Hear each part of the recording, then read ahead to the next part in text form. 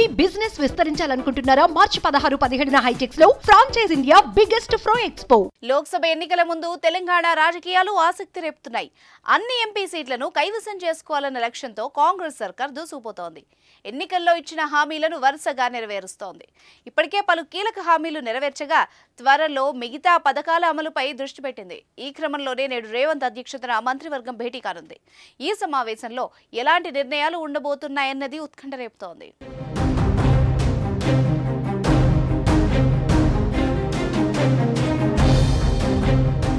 మరో 2-3 రోజుల్లో ఎన్నికల కోడ్ రానుంది. ఈ తరుణంలో తెలంగాణ కేబినెట్ భేటీ కావడం ఆసక్తి రేపుతోంది.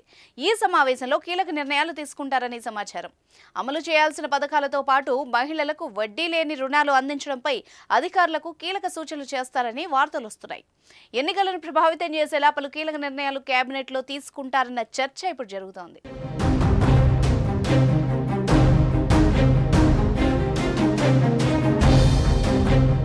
ప్రధానంగా మహిళలకు నెలకు 2,500 రూపాయల ఆర్థిక సహాయం హామీ ప్రకటనపై కీలక నిర్ణయం వెలువడే అవకాశం ఉంది.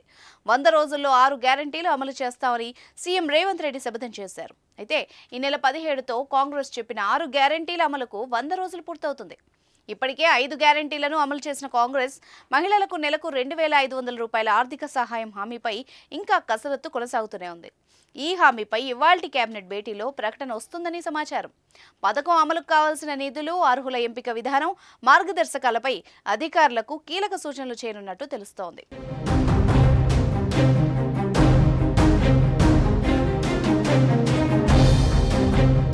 కేబినెట్ భేటీ అనంతరం సికింద్రాబాద్ పరేడ్ గ్రౌండ్స్ లో దాదాపు 1,00,000 మంది స్వయం సహాయక బృందాల మహిళలతో భారీ సదస్సు నిర్వహించనున్నారు. ఆ సమావేశంలో మహిళలకు నెలకు 2,500 ఆర్థిక సహాయం పథకంపై సీఎం కీలక ప్రకటన చేసే ఛాన్స్ ఉంది.